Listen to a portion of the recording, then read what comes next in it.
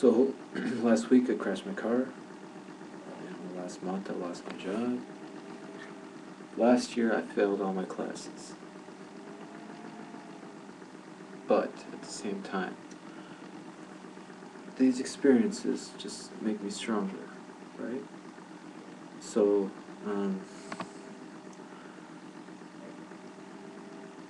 just sitting here in the library because I got a lot of studying to do, and I don't feel like studying. I hate it.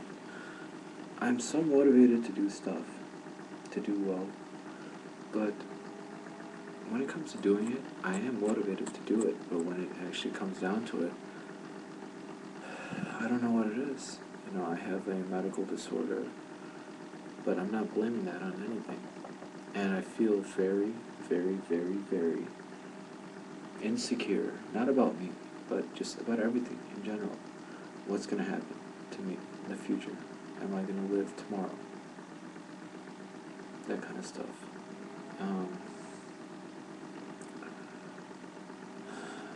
Studying genetics. Genetics is the basis of all medicine. Medicine is based on genetics because the essence of human disease comes from mutations. Unlike psychiatry, where disorders and diseases don't come from mutations rather than biological influences.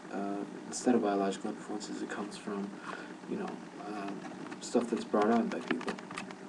Drugs, situations, family situations, traumatic events, that kind of stuff. So, but in medicine, there could be an argument saying that psychiatry is not even a form of medicine because we don't deal with people who have necessarily, well, not necessarily true all the time, that some people do have conditions that were inherited biologically. So the whole nature versus nurture debate.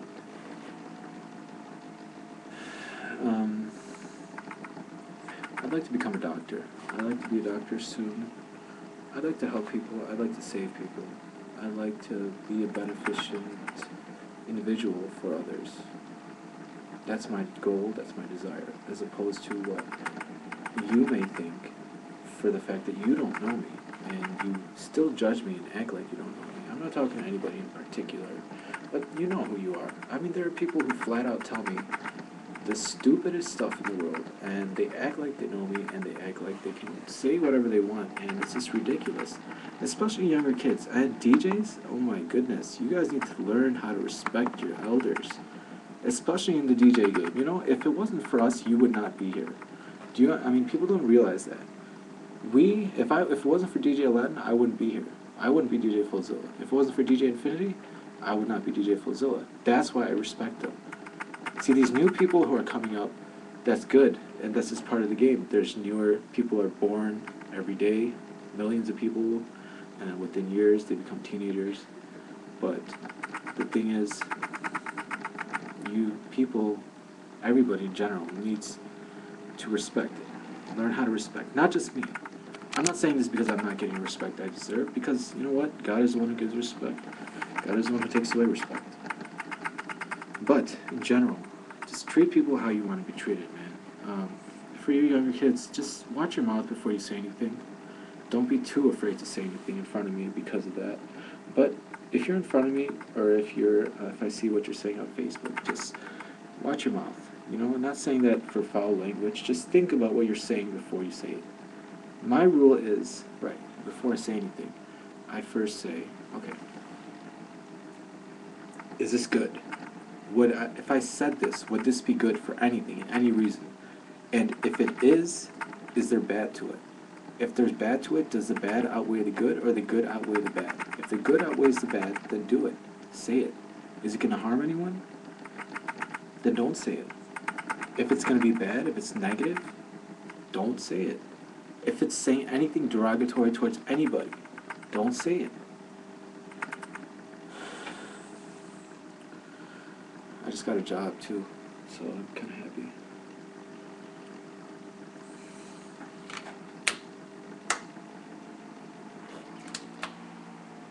So I'm going to be DJing on Friday, and in the week from Friday too. There's a Islamic Festival of Arts and Entertainment, and that I have been invited very graciously, very nicely by some people. I think they're called MIST. I don't know what it stands for. And they're very nice people, and they were very pleased to have me. They were very respectable. Even the people who hire me now as a DJ do not respect me. So I mean, I don't want to go that far in saying it, but the amount of respect, and you know, respect is a key thing for me. Why? Because I'm a Kaiser, or a Kaiser, or a Caesar is my last name, and if you want to say, oh, that's just your name, you can go by that, but you know what? If I had this name 1400 years ago, you know, I would be the king. So that's just how it is. And do I honestly have the qualities, capabilities, characteristics, abilities to be a king? Yeah. We don't live in kingships anymore, so I guess it'll never happen. But I can run for the president of the U.S., which I will do, hopefully. Man, what's this? Alright, yeah. So, basically I want to say that as a Muslim, as an artist, as a future doctor, as a person who has endured a lot and who has suffered only for the sake of Allah subhanahu wa ta'ala, just respect me for who I am, for what I've been through. I'm not saying you should, you know, God forbid, praise me. Don't praise me. The only praise in the world is for Allah. So just be real with me. I know it's I know I may be a little bit intimidating, especially for women, but just be open, you know, be cool with me, as if, whatever, you know. And I want to address one more thing, that, so, let's see, I'd say in 2008, September, I became friends with somebody, with a girl. You know, we talked for about a month or so, and then I finally asked her for a number, and I called her, and I told her I'll call you 3 a.m. She never picked up. Her phone was off. I left a message. Next day she called back. I was nervous as shit, but I talked to her. And then ever since then, well, not ever since then. And so then I moved out. The semester ended in 2008, the fall of 2008, and I moved out because I couldn't take it anymore because my dad got rid of my car. I moved out, and I kind of left without my parents knowing, and my mom got freaked out. My mom starts going through my phone, and she calls her. She calls her, and she talks to her, and she thought she was a guy because of her name.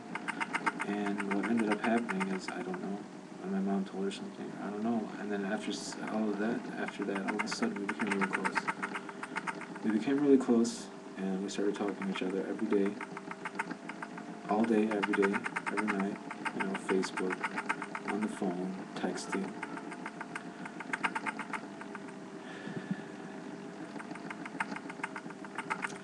And then one day, we got into a really big fight, and a huge fight. I don't know what it was exactly about, but I do know, but I'm not going to say. And I ended up getting into a situation that day where I got arrested. I went to jail. I didn't talk to her for the 2 days. It was the worst 2 days of my life. I got bailed out. And then the first thing that I did was I went and I called her. During that time, she left me a message saying that we can't be together, this and that.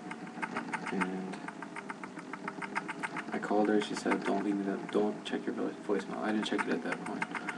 She said, who is this? When I answered, how was she going to say that?